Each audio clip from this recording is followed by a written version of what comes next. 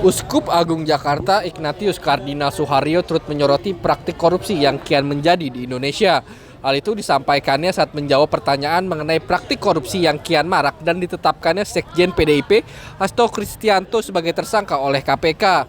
Adapun dalam pesan Natalnya, Keuskupan Agung Jakarta menyebut gereja juga terpanggil untuk memperkuat gerakan anti korupsi. Kardinal Suharyo pun menyebut budaya masyarakat Indonesia saat ini masih cukup feodal. Menurutnya, dalam masyarakat feodal yang paling dicari adalah kedudukan. Karenanya, beragam cara dilakukan demi bisa mendapatkan posisi itu termasuk dengan cara yang salah. Selain itu, Kardinal Suharyo juga miris dengan situasi saat ini yang dianggapnya kasus korupsi digunakan sebagai alat untuk membunuh seseorang dalam suatu sistem politik yang busuk. Untuk kembali kepada yang tadi saya sampaikan, itu karena jati diri manusia yang bersangkutan, yang korupsi itu, jati diri yang paling dasar diingkari. Itu kalau kita omong tentang konsep. Sehingga macam-macam kepentingan lain yang melunturkan jati diri yang paling dasar itu.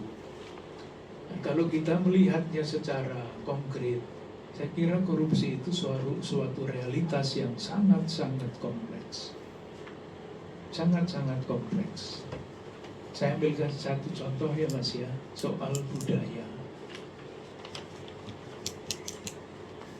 Diingkari seperti apapun, masyarakat kita itu budayanya adalah budaya feodal.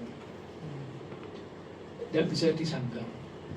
Salah satu contoh dalam kebudayaan tertentu, bahasa tertentu diciptakan untuk melestarikan feodalisme.